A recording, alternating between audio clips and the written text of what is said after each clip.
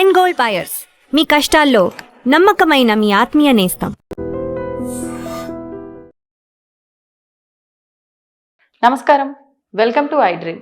ధర్మ మార్గం విత్ విజిత కార్యక్రమానికి స్వాగతం.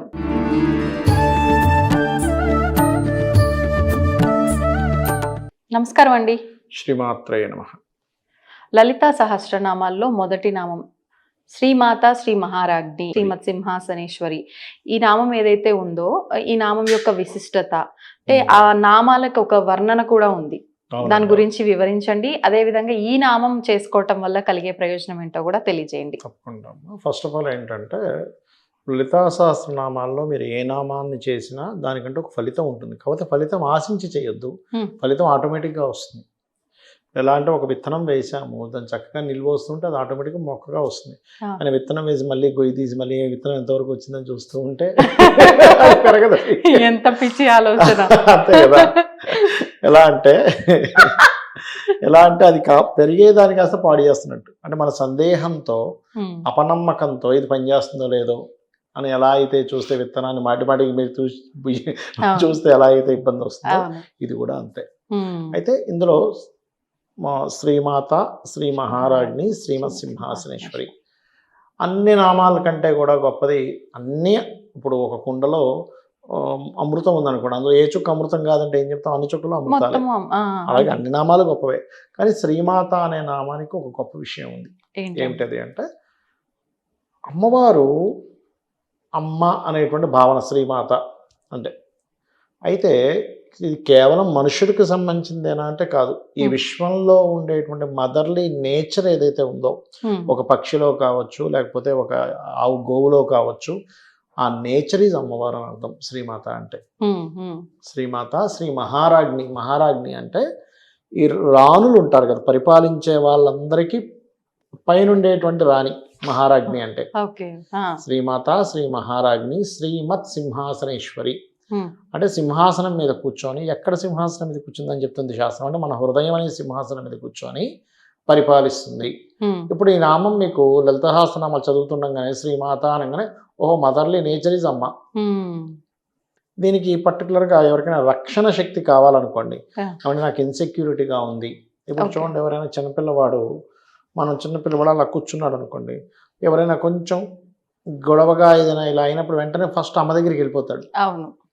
ఎందుకు అంటే అమ్మ రక్షిస్తుందనే ఒక భావన, ఒక ప్రొటెక్షన్, ఏదో తెలియని ఒక ప్రొటెక్షన్. ఇంకా నేను సైకాలజీలో చదివితే నాకు అర్థమైన విషయం ఏంటంటే ఫస్ట్ ఆ తల్లికి ఏం కాకూడదని వెళ్ళిపోతాడట పిల్లవాడు.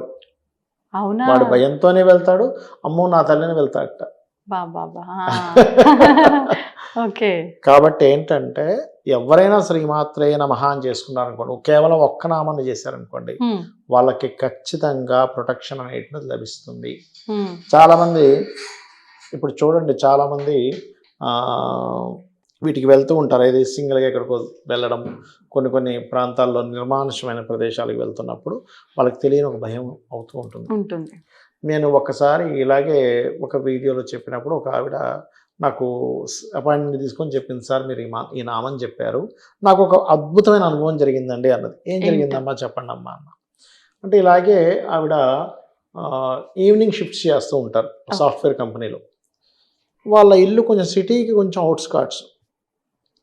ఎప్పుడూ భయపడతాడు, నార్మల్గా వెళ్ళిపోద్ది. ఆ రోజు ఎందుకో 11 గంటల ప్రాంతంలో ఆవిడకి తెలియకుండా ఒక తెలియని ఏదో భయం పట్టుకుంది ఆ రూట్లో నడుచుకొని వెళ్ళాలంటే. అప్పుడు అరే సార్ ఇట్లా చెప్పారు కదా, ఒకసారి చేద్దామని శ్రీమాత్రే నమః, శ్రీమాత్రే నమః, శ్రీమాత్రే నమః అనుకుంటూ ఉంటే ఒక లేడీ కారులో వెళ్తూ అక్కడికి వచ్చి, అమ్మాయి ఎందుకు మీరు సింగిల్గా వెళ్తున్నారా అని నేను డ్రైవ్ చేస్తాను వచ్చింది. మళ్ళీ పెద్ద విచిత్రం చెప్తా చూడండి. ఆమె ఏం చేసింది, ఆ కార్ ఏంటో చూసుకుంది. మీరు ఎక్కడ ఉంటారంటే నేను ఈ పక్క సందులోనే ఉంటానని చెప్పింది. మీరు ఎక్కడ ఉంటారంటే ఫలానా కాలనీలో ఫలానా నెంబర్ అంటే నాకు పక్క సందే అని చెప్పింది. డ్రాప్ చేసింది. ఈమె ఏంటంటే కృతజ్ఞతతో వీళ్ళ ఇంటికి వెళ్ళి వాళ్ళ మదర్కి చెప్పింది, నాకు ఎందుకు ఏదో తెలియని ఒక భయం వేసింది, ఎప్పుడు నాకు ఆ భయం ఇవ్వదు, ఎందుకో కొంత నిర్మానుష్యంగా ఉండడం అట్లా అనిపించింది. అంతట్లో ఆవిడ వచ్చి డ్రాప్ చేసింది. పక్క సందులో ఉంటుందంట, ఒకసారి వెళ్ళి కలుద్దాం అంటే తెల్లవారు వెళ్తా ఆ అమ్మాయి కారు కనబడితే అక్కడ ఎవరు ఆ పేరు గల వాళ్ళు లేరన్నారు. మిరాకిల్స్ అంటే నమ్మితే గనక అటువంటి ఫలితాలు వస్తాయి, గుర్తుపెట్టుకోండి.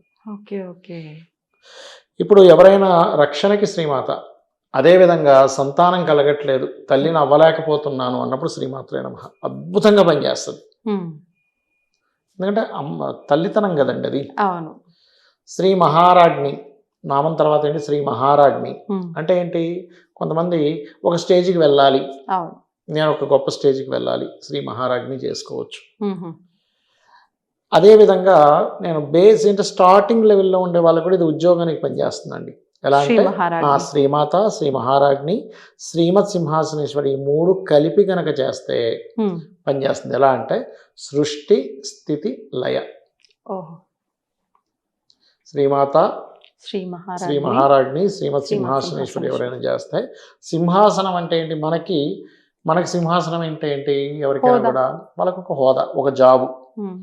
మరి సృష్టి స్థితి లయకారకుడైనటువంటి అమ్మవారు, రానైనటువంటి అమ్మవారు సింహాసనం మీద కూర్చుంది అని ఆ సింహాసనాన్ని మనం గనక కీర్తిస్తున్నట్లయితే మనకు ఒక సింహాసనం వస్తుంది. ఇంకా అందులో సందేహం ఏం లేదు. అది అర్థం చేసుకోగలరు. అంటే ఇప్పుడు విడిగా కూడా చేసుకోవచ్చు, శ్రీ మహారాజ్ని అని చేయొచ్చు. కాకపోతే ఇక్కడ భావన చాలా ముఖ్యము. చాలా మంది ఏం చేస్తారంటే ఫోన్లో ఏదో చూస్తూ ఉంటారు, ఒక మంత్రంలో చదువుతూ ఉంటారు, అది సెట్ కాదు. మనం ఇంటికి ఒక మనిషి అతిథి వస్తేనే వాళ్ళతో మన పని ఏదో మనం ఫోన్లో మన ల్యాప్టాప్ చూస్తూ కూర్చుంటే వాళ్ళు విసుగుచ్చి వెళ్ళిపోతారు. అలాంటిది ఒక పూజా మందిరంలో కూర్చొని అక్కడ భక్తి భావన ఏమీ లేకుండా ఏదో నేను రోజులు వెళ్తే చదువుతానండి కానీ నాకేంటో ఇంకా ఏం కలిసి రావట్లేదు అంటే నువ్వు ఎలా చదువుతున్నావు? వచ్చిన అతిథిని నువ్వు ఎలాగైతే రిసీవ్ చేసుకుంటావో, వాళ్ళ పట్ల ప్రేమ ఆత్మీయతతో ఎలా అయితే ఉంటావు, ఉన్న కొద్దిసేపు మాట్లాడే దాంట్లో కూడా నువ్వు వాళ్ళు కించపరచకుండా మనం చాలా జాగ్రత్తగా మాట్లాడాల్సి వస్తుంది.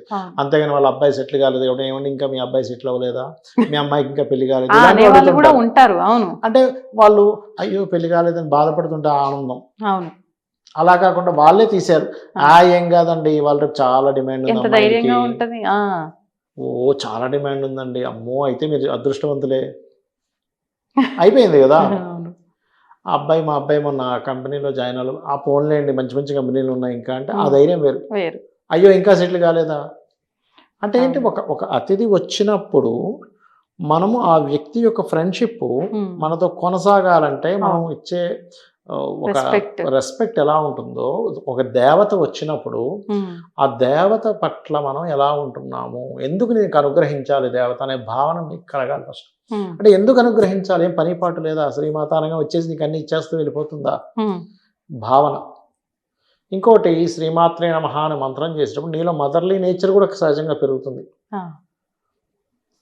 పోషణ రక్షణ మదర్ అంటే అంతే కదా.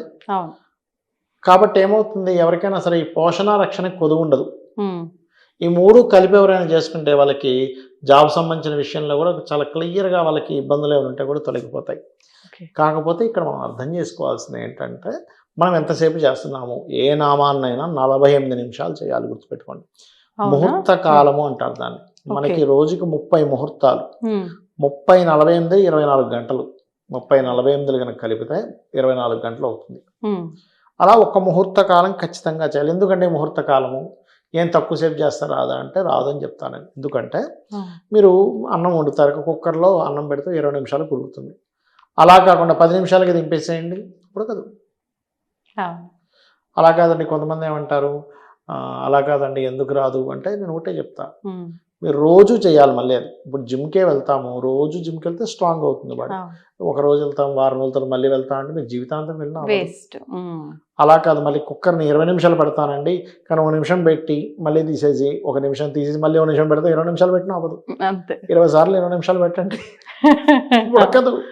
ఎందుకంటే ఒక కుక్కర్లో ఉడికేటువంటి అన్నానికి కింద నుంచి వచ్చే వేడి ఆ నీటిని ఉడికించి ఆ అన్నంలోకి వెళ్ళి ఆ 20 నిమిషాలు ఉడికితేనే అది అన్నంగా మారుతుంది, బియ్యం. అలాగే ఒకసారి కూర్చున్న వ్యక్తి ఎక్కడ డైవర్ట్ అవ్వకుండా ఆ నామాన్ని అమ్మవారే కదా, అమ్మ స్వరూపంలో ఉంది శ్రీమాత్రే నమః అంటే అమ్మవారే కదా, కంప్లీట్గా ఆ అమ్మవారికి నమస్కరిస్తున్నాను, ఆ మదర్లీ నేచర్కి నమస్కరిస్తున్నాను ఎవరైతే అనుకుంటారో మీకు రక్షణ శక్తి వచ్చి తీరుతుంది. అలా కాకుండా కొంతమంది చేసే మిస్టేక్స్ చెప్తున్నా. ఇప్పుడు నేను 5 నిమిషాలు చేస్తారు, ఒక మాల తిప్పుతారు, మళ్ళీ డైవర్ట్ అయిపోతారు. అవును ఇంతకేంటి టైం ఎంత అయింది అని ఫోన్ తీస్తారు, ఓ 5 నిమిషాలు అయిపోయిందా అంటే ఇంకొక 43 నిమిషాలు చేయాలన్నమాట అని ఫోన్ పక్కన పెడతారు, మళ్ళీ మొదలు పెడతారు. మళ్ళీ ఏదో గుర్తుకొస్తుంది, అరే అది ఏమైందిరా అంటాడు. మీకు ఎందుకు వస్తుంది చెప్పండి. అవును. చిన్న ఎగ్జాంపుల్, బియ్యం ఎగ్జాంపుల్ చెప్పా కదా, మీరు అవును. ఆపేసేయండి 1 నిమిషం చేసి అవును. మళ్ళీ ఆన్ చేయండి. 20 నిమిషాలు ఉపయోగం ఉడికితే బియ్యం అన్నం వద్దన్నారు, ఉమ్. నిమిషానికి ఆపేసి ఆన్ చేస్తున్నా, అవుతుందా? అవ్వదు. అలాగే మీరు చేసే మంత్రము కూడా అలాగే పనిచేస్తుంది. ఓకే. ఎవరికైనా ఈ యొక్క ఎనర్జీ కావాలంటే, ఇక్కడ ఏంటంటే దేవత అంటే ఏంటంటే ఒక ఎనర్జీ. ఆ ఎనర్జీని మనం తీసుకుంటున్నప్పుడు ఈ ఎనర్జీ వల్ల నీకు లాభం కలుగుతుంది. అయితే లాభం కోసమే నువ్వు చేయకు. ఈ శక్తి అంటే ఏదైతే మనం మానవ మాతృలుగా జన్మించామో, మానవ జన్మ దుర్లభము అంటారు. అంటే నీకు ఏ జన్మలో కూడా నీ యొక్క జన్మని సార్థకం చేసుకునేటువంటి జ్ఞానం మనకు ఉండదు. ఒక చిలకగా పుట్టాము, లేకపోతే ఒక సర్పంగా పుట్టాము, గోవు, రకరకాలు ఉంటాయిగా, కానీ వాటి వేటికి ఉండదు ఆ జ్ఞానం. ఒక మంత్రం చేసుకోవాలి, గురువుని పట్టుకోవాలి, లేకపోతే ఒక నామస్మరణ చేసుకోవాలి, ఈ రకంగా మనం తరించగలం అనేటువంటి తెలియదు. కేవలం మానవ జన్మలో మాత్రమే తరించగలము కాబట్టి చేయాలి అంటారు నేను. ఓకే. ఓకే. సో ఇవి చేయడం వల్ల ఈ ఫలితం ఖచ్చితంగా 100% ఉంటుంది. ఇంకా అందులో సందేహం ఏం లేదు. ఇంకా నియమాలు ఏమో అవసరం లేదంటారా? నియమాలంటే ఏమీ లేదండి. ఇక్కడ అంటే లలిత చేసేవారు ఒక సిద్ధాంతం ఉంది. మరి అది కొంతమంది పాటిస్తారు, కొంతమంది చెరుకు రసం తీసుకోరు. అంటే కంప్లీట్ చేస్తున్నంత కాలం తీసుకోకూడదా? తీసుకోరు. ఎందుకని? అది లలిత చేసే వాళ్ళకి అదొక నియమం, శ్రీ విద్య చేసే వాళ్ళకి కూడా అదొక నియమం. అంటే ఉందా అది శాస్త్రంలో ఎక్కడైనా అలా? కొంతమంది పెద్దవాళ్ళు చెప్తుంటారు. ఓకే. ఓకే. మరి అది ఇప్పుడు మన చూడండి, మన సంతోషి మాత పూజ చేసినప్పుడు పులుపు తినరు. అవునండి. అలా ఒక్కొక్క దానికి ఒకటి ఉంటుంది. మరి ఇప్పుడు చెరకు అంటే చెరుకుతో తయారైనయే కదా, షుగరు బెల్లం కూడా. అదే మరి అట్లానే ఇవి మనం డైరెక్ట్ గా చెరుకుని తీసుకోకూడదు. చక్కెర అంటే ఇప్పుడు సహజంగా చక్కెర అనేటువంటిది సహజంగా షుగర్ అనేది ఎఫెక్టే మన అసలు. వైట్ షుగర్ అదొక చాలా డేంజరస్, అది తెలియక మనం వాడుతున్నాం, కానీ చెప్తున్నా నేను తీసుకోకూడదు అంటారు. మరి అలాగే ఒకటే, మీరు ఏ దేవత అమ్మవారిని ఆరాధిస్తున్నారో ఆ దేవత లక్షణాలు ఆ భక్తుల్లోకి రావాలి, వస్తాయంటారా? అలా అంటే మీరు శరణాగతి పొంది మీరు మీ పని మీరు చేసుకుంటూ ఉంటే ఖచ్చితంగా వస్తాయి. ఇంక అందులో సందేహం ఏమీ లేదు, 100% వస్తాయి. ధన్యవాదాలండి. శ్రీమాత్రే నమః. తవ్వుతూనే శివలింగం. సరే, దాన్ని అట్లా కప్పేసేయండి, చూపించదండి. Krishna is there.